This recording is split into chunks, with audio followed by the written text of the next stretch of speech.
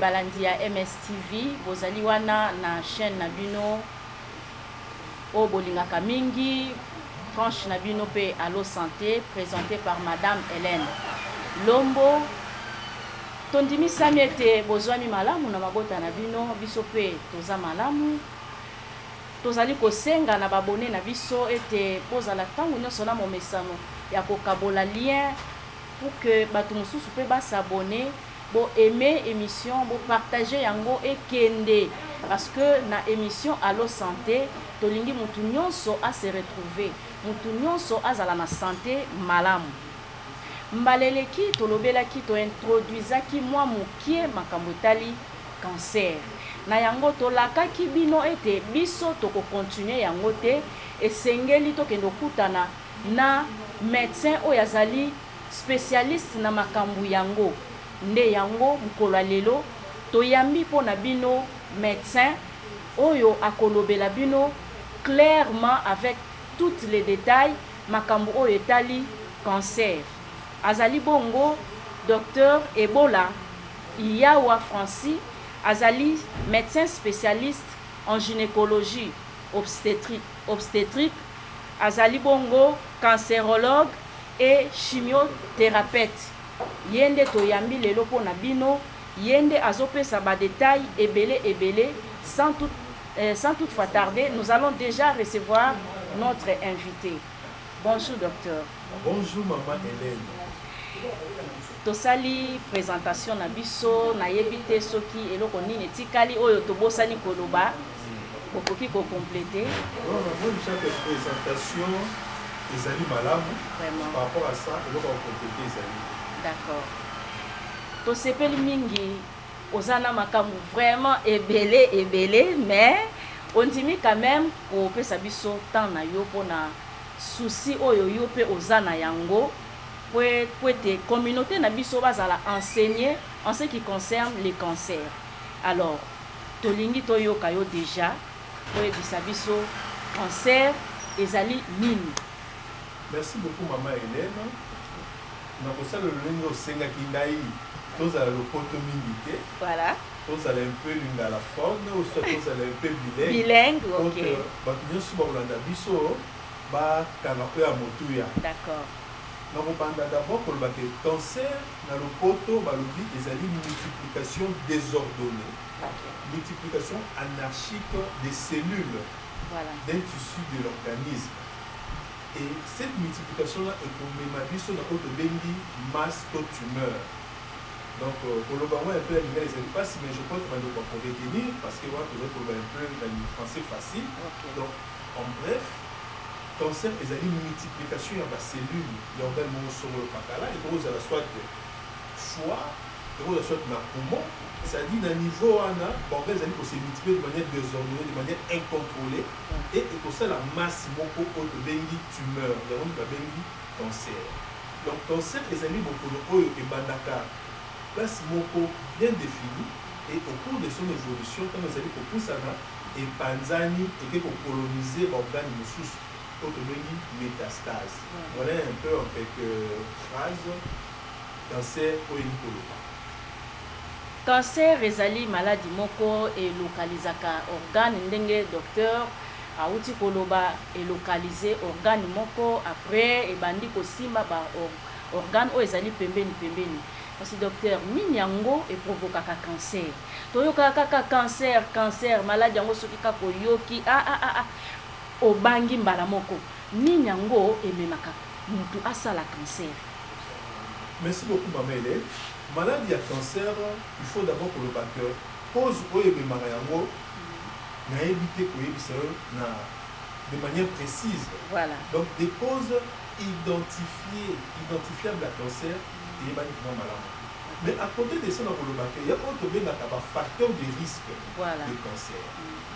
Le facteur de risque est ezali eloko nyonso songolo pakala o ezali komema moto ya kosala cancer donc bengi facteur de risque yango nde oyo toyebi yango nde oyo toloko na facteur de risque toza na deux catégories ba facteur de risque eza tobengi ba facteur de risque non modifiable c'est-à-dire ezali pour dépendre na moto te Donc c'est-à-dire ce facteur wana est lié mais ok ça beaucoup de cancer et pour mes maillots.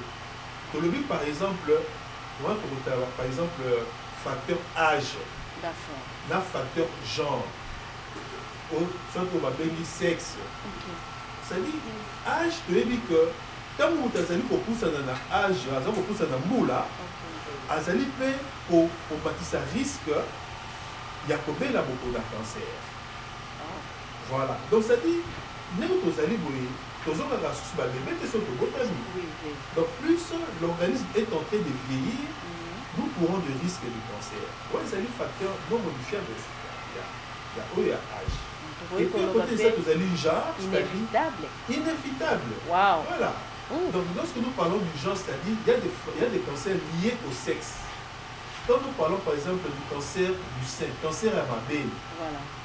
Tant que nous avons mettre le solo là-haut, ils allaient pour se rapporter dans moi. Voilà. Moi, tant que vous avez moi na abotami na moi na moi, il y a pas que na un certain temps ils allaient pour ça na, azali prédisposé. Pour ça là, cancer il y a sein, tout simplement parce que c'est une femme. Mais cela ne veut pas dire que les hommes ne font pas des cancers du sein. Hein? Les hommes aussi font du cancer du sein, mais ils allaient rares. Et ça livre vraiment au 1 sur 100 000 cas. Vraiment. Pas mobile. Facteur sous non modifiable, les alliés, par exemple, dans l'histoire personnelle, il y a cancer. Tant par exemple, yo moto, aux alliés, dans l'ibota oyo, la cancer bazali. Papa n'a pas fait cancer, il y a prostate. Maman n'a pas fait cancer, il y a sein. Yo botem na l'ibota modèle wana. C'est-à-dire, vous avez des prédispositions aux alliés dans un facteur non modifiable. Oh, tu cours les risques du cancer par rapport aux autres personnes. Des facteurs génétiques. Les alliés sont à botami, mais les alliés déjà dans l'anomalie génétique, ils sont prédisposés pour ça le cancer. Ce qui veut dire qu'actuellement, on parle même de cancers familiaux.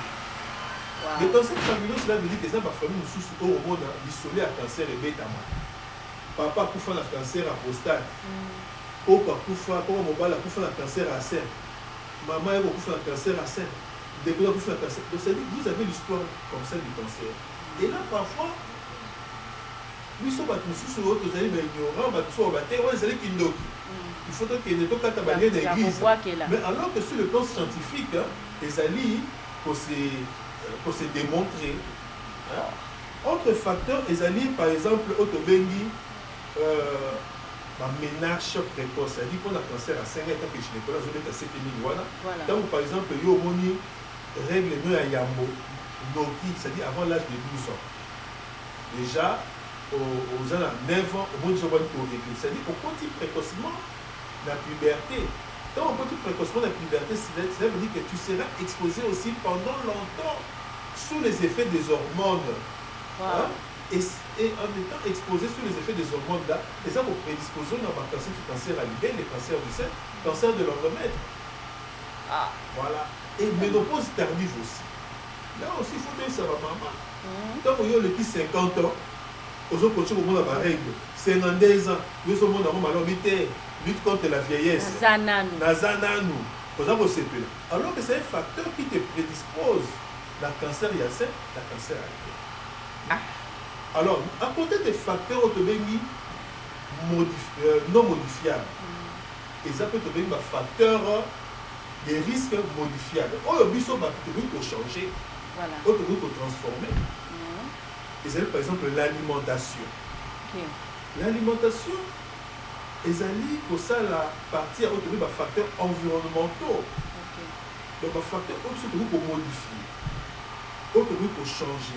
Quand vous êtes en train de vous alimenter mal, il y a des actes pour faire courir au risque de cancer somolopatale. Il y a des mauvaises habitudes. Voilà. Par exemple, l'alcoolisme. Quand vous allez comer la massage, vous allez que ça un mélange aux huiles cocktail ou aux soupes natol. Vous allez ici, je ne sais pas, na bombé. Vous allez comer la noce au whisky, no topo. Il y a des facteurs. Et ça, pour prédisposer à cancer à l'estomac, cancer à rectum, cancer à tube digestif. l'obésité, il faut te mettre sur l'obésité, parce que l'obésité aujourd'hui est comme une fierté dans ma sous. Voilà. Au monde, de comme Bali, ton de comme moi si, alors autant moi tu me dis, toi il boum et vim. Faut pantalon. Au Bali, il y en a pas les boumeza au vim. Alors tu comme qui mais les boumeza au vim. Obésité androïde, l'obésité androïde, c'est un grand facteur de risque. Vraiment. Et actuellement, l'obésité est considérée comme étant une maladie meurtrière qui tue des milliers de personnes à travers le monde. Dans le monde, vous allez développer aux États-Unis, dans les pays qui la portent mingi, par exemple, pour faire suite, il y a des complications de l'obésité. Vraiment. Et puis, ce en Afrique, surtout dans le Congo, tout le monde va devoir copier l'habitude. L'habitude, voilà. Il y a des modèles. Au moment où ça a effort, ah, surtout, papa. Obésité. Ce sont des facteurs que nous pouvons contrôler, des facteurs environnementaux qu'on peut lutter, faire face pour réduire le risque de cancer. Malheureusement, même si vous allez pouvoir battre, et que nous mettons le faire.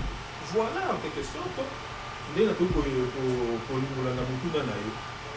c'est quoi le docteur, facteur prédisposé, topé facteur non modifiable. Koko akufa na cancer, maman akufa na cancer. Donc biso o kasi to tikali to sala ndenge nini. To zelango kaka. To ko kimango, moya to kimango ezate. Donc to zelango kaka. Voilà. Ezali motuna mo malamu. Na kolomba boye. Je crois bien que nous allons couper ça, nous allons couper la mituna na yo. Eza ba facteur sous ko kimba. Tant yo zana libota par exemple isolé à cancer et bêta-ma déjà. Papa qui fait un cancer, maman qui fait un cancer, il y a les belles, le cancer, on se voit le pacala, leucémie, tout ça. C'est pas tout cancer qui se transmet de manière héréditaire, de manière génétique. C'est pas tout cancer. Il y a des cancers, tant où par exemple, le X, Y, a belle amour à l'ibota, il faut ça la tête. Il faut ça la tête. Mais comment on peut éviter? Mais il y a des mesures de prévention. Entre autres, l'alimentation. Voilà. L'alimentation. Tant que vous avez une prédisposition, il faut éviter les facteurs de risque, par exemple. Il faut éviter l'obésité. Parce que l'obésité, vers la ménopause, c'est un grand facteur de risque. Tant que vous avez maman, vous avez vers la ménopause, vous avez un facteur de risque. Vraiment. L'alimentation, vous avez vous avez de manière contrôlée. Charcuterie. Beurre, il faut ça. Shawarma, beurre, il faut ça. Là, il y a 400 maki, on a 4 maki.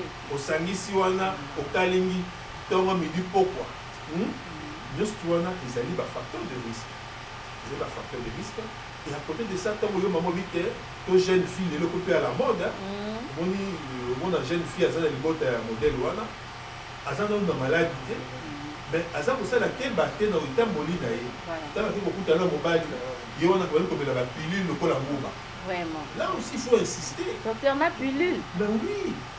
Parce que un usage prolongé des contraceptifs oraux, des pilules, le zo komela ngo pour éviter zé. OK. Maintenant zo komela ngo lokola nguba.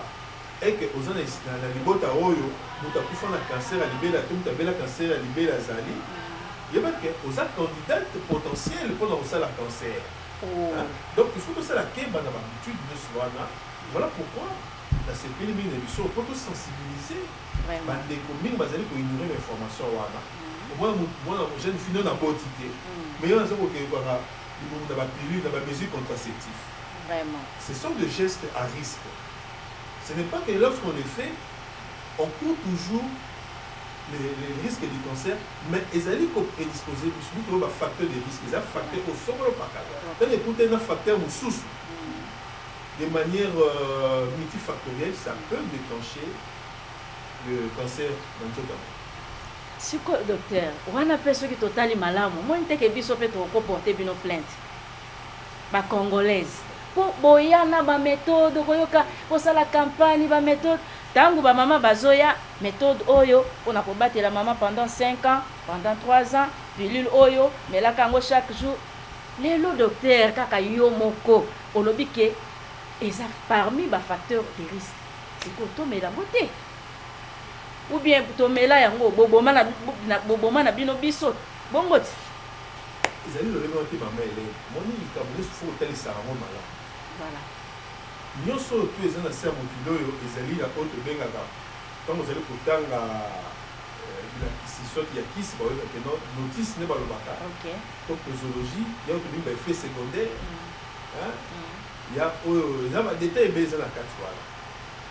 Biso tant que nous avons la responsabilité pour lui la malamu. Nous sommes pour ça là. Pas malade, surtout pas pour la mission. C'est notre devoir et notre mission. Il y a pour la malade, et puis autant ici, avantage et désavantage. Même à mesure contraceptive, oui, ils ont un avantage parce qu'ils allaient pour une planification familiale. Ils ont allaient pour empêcher pour botter des autres, pour empêcher les familles de botter dans la difficulté et délai socio-économique. Mais aussi, il faut que ça. Parce qu'avant qu'il y ait pour choisir une ou l'autre méthode, il y a des préalables. Au bout de face, il y a des examens. Il faut autant ceux qui vous doivent avoir une comorbidité, un facteur de risque, un antécédent. Parce que ma méthode est libérée. Mais tant que moi j'ai déjà obèse, déjà, toi, tu as déjà mis ta catalysali, tu as obèse cela. Il y a une source au bâti sur la pilule. Moi, que non, aux alliés pour le problème. C'est-à-dire qu'il faut peut-être, autant ici, oui que non, aux gens ont posé la planification, mais là, il faut que nous méthode à malade. Parce que chaque méthode, ils ont un inconvénient là. Donc, c'est notre responsabilité. Ce n'est pas que vous allez pour maman de manière silencieuse. Non, vous allez pour son maman, il faut toujours que tu ailles à malade. Et si c'est la responsabilité du médecin, il y a pour libre la malade pour technique sur ça. D'accord. Idée moko yelinga docteur tango bolobi ke nazongi lisusu na ba facteur non modifiable eza toyokaka eza na ba plante moko ba antioxydant ndenge tobengaka ngo est-ce que mutu oyo aza na libota ya boye baza na ba facteur non modifiable akoki pe ko se confier na ba biloko moko ba antioxydant pour que à prévenir yango eyate. Évidemment, parce que tout ça, la lien entre l'alimentation et le cancer. Voilà. Actuellement, l'alimentation occupe une place de choix.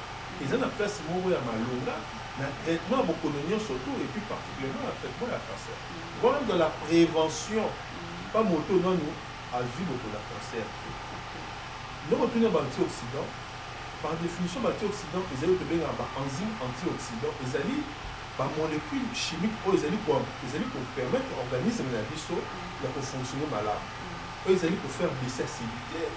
Ils allaient pour purifier un peu macular la biso. Ils allaient pour empêcher une chose grave tel que le cancer.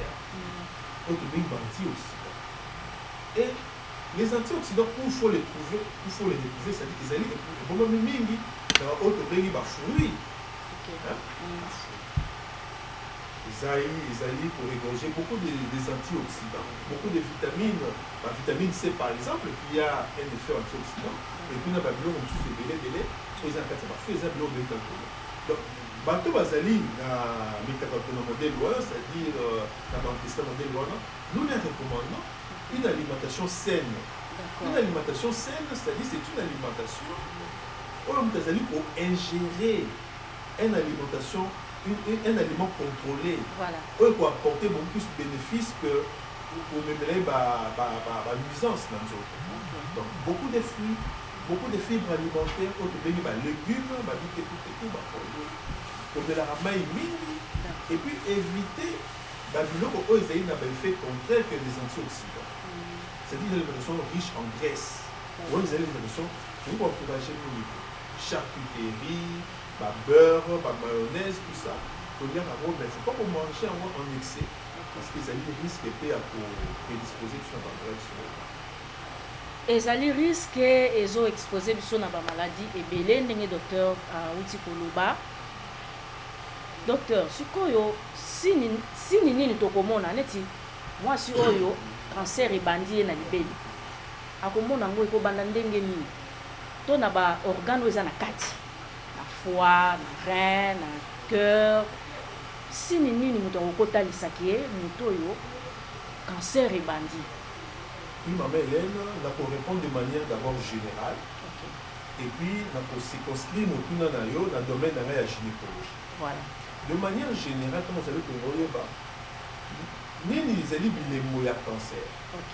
Il faut d'abord koyeba que cancer nyonso tout ezala facilement détectable.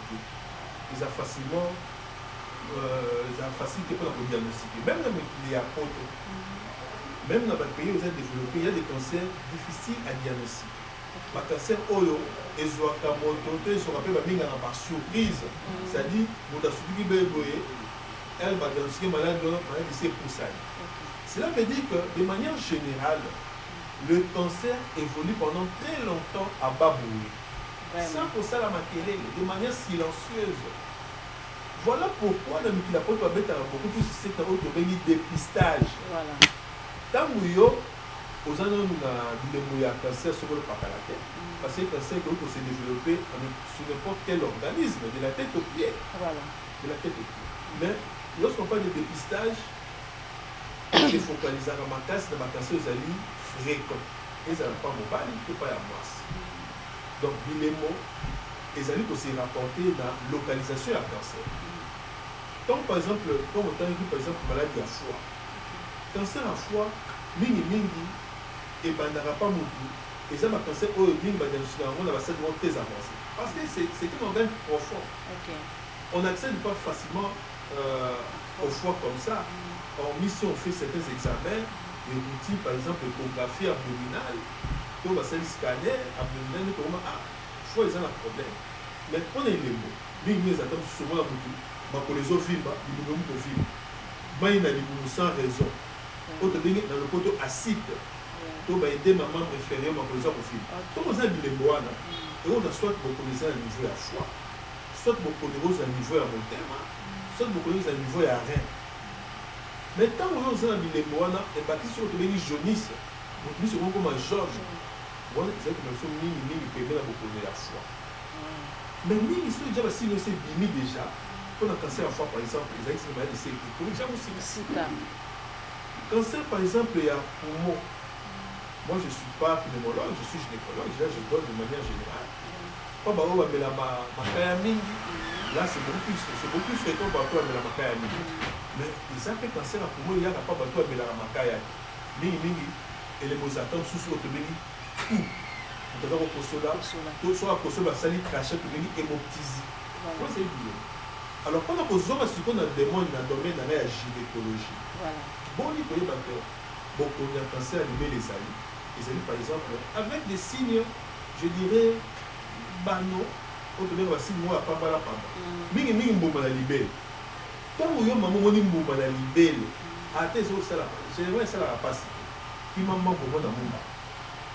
Parce que le cancer commence toujours par un nodule, soit par une plaie qui est difficile à cicatriser. Pote bébé zawana ou tchaka kisi, pote et c'est des kobinga et zongi des plaies incurables. Les années les plaies il y a cancer à libelle. Tant que maman zali ko fina libelle zo ko mona makila zali ko bimana muto libelle, pote bengi na le pote téloragie, vous s'appelle les mots. Tant que moni ganglion na c'est lipeka. Et vous s'appelle les mots. Il y a cancer il y a libelle. Et quand le cancer à col, les éléments sont sous hémorragie génitale. Quand on dit hémorragie. Tant que ça peut être intime, on va dire littéralement bakila. Ah, quand c'est littéralement bakila, mon question est en dehors, il va prendre la règle. Il faut le voir, les alignes. C'est juste que comme j'ai une ménopause, comme on a bakilé comme bimaka, il faut qu'il m'embarque dans l'hôpital. Comme on a gynécologue pour aller. Donc, on les allait un peu de manière ramassée. Et vraiment, il les allait brûler. Tant qu'on se fait pour moi que maille est allé comme la solanzile à Bassi, et vous appelez cancer, il y a aucun domaine. Voilà un peu, si il y a l'armée de pour Tinda Mouta, qui est le monde de gynécologue, pour te diagnostiquer ce que c'est le cancer. Vraiment. Donc, c'est pas le mingi docteur, ma réponse aux alliés pour ça, c'est vraiment clair. Donc, ici, Balandina Bisso, Bazawana, Bazolanda Bisso. Bozolanda lolenge nini docteur azopesa ba réponse na makambo etali cancer. Alors na yango tomoni ngonga na biso ekomo kende na suka na yango tolingi docteur oyebisa biso mwa liloba na yo ya suka o tolingi tosukisa wana o to continuer na makambo na biso koleko ya. merci maman Hélène liloba suka na koloba bamama bandeko basi bakulutu boyebake bokono ya cancer ezali une réalité. Ce n'est pas une blague, ezali réalité. Ezali bokono oyo na moi ya lelo ezali koboma plus que le paludisme, la tuberculose, le VIH. C'est-à-dire ce qu'aujourd'hui nombre de décès oyo ezali lié na malaria, na tuberculose, na bokono ya VIH ezali kaka na se koleka bokono oyo cancer ya momo ezali koboma. Cancer hématique. Voilà. Pour vous dire que le cancer, aujourd'hui, c'est parmi les principales causes de décès entre les deux sexes. Nous avons pas de cause à la place. On a dit que il faut dans l'habitude d'aller se faire dépister. Tant que vous allez comme par exemple, donc c'est par exemple un malade qui est baki. A oumeli depuis que la amona soit que ça la scène, à ce moment moi litanga. À côté de tout, maquiller c'est le moment où tu vas kati porter la gilet. Attends moi hôpital le bébé qui nous hémorroïdes, à baki bakis tout ça. Alors que c'était cancer du rectum. Vraiment. À l'église maintenant le bébé mettons il y a des gens comme oh maman, et c'est pour ça dit que c'est pas métastase la foi. Vraiment. Vous comprenez que quelqu'un qui a vendu plus de 2 ans avec une situation comme ça et dans sa tête maman il a c'est que ça y est hémorroïdes. Alors que c'était un diagnostic plus grave que l'hémorroïde. Vraiment. Voilà, donc on est un exemple, ils ont un domaine belé. Dans un domaine belé. Tant que par exemple, vous allez pour Dubaïo, vous allez pour négliger que pas mon gamin. Le plus beau au moins comme Kokoso. Tant qu'on a pas ma paix, mais tu en es cancer, c'est que tu as ma pauvre. Donc, conseil pour terminer, les amis, pour se faire dépister. Un dépistage de routine et que sur la biso, il y a pour éviter qu'il y ait un cancer au stade avancé. Mais aussi que va comprendre le lire. Voilà un peu en conclusion sur ça. Toyeba kopona biloko nini tokolia biso balandi surtout ba abonné ya MSTV. Tolingi botalaka biso pe toyebaka ke boza wana. Ezo sala biso malamu. Ndeti na nini toloba tangu nyonso allo santé, nous faisons appel à la santé. Donc tolingi makambo maladie belé et surprendre biso te tangu toyebi lolenge nini comment se comporter pour éviter telle ou telle maladie. Donc eza malamu to sepeli mingi koyebete bozaki ebele pona kozela émission na bino po ebele babengaki balobi tozo zelango penza docteur a expliqué malamu solo tokomi na suka ya émission na biso mokolo lelo tokozangisa kopesa merci epa ya Nzambe tata oyo apesi biso pema na bomoi te topesi ye merci ye oyo apesi biso mokolo ya lelo tokutana lisusu na oyo azali spécialiste na makambo ya cancer.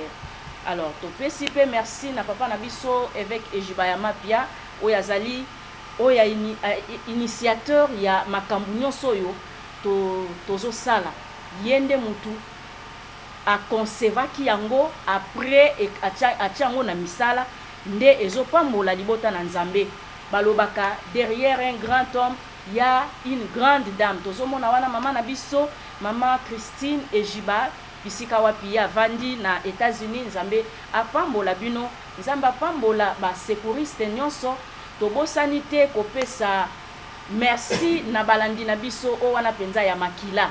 Donc soko kati boye omona litange kwei ta ekomi a etangi ta ekomi l ta ekomi l mususu ta ekomi o. Donc allo santé ya makila wana tozomona bongo mama na biso Diane Malenge Nana na France, tozomona bongo mama Atiem Francine na Bruxelles, tozomona Yandonga na Bruxelles, tozomona mama Nancy Ebola ye molongani ya docteur na biso oto yambi lelo sourire na ye en tout cas evandisi biso kimia sourire ya pamba ya komona mama Nancy ekitisi mitema na biso wana tobosani te mama Gisèle Kwanza na Bruxelles, tobosani te mama Irène Molinda na Bruxelles, tobosani te mama Tete Nzinga na Bruxelles.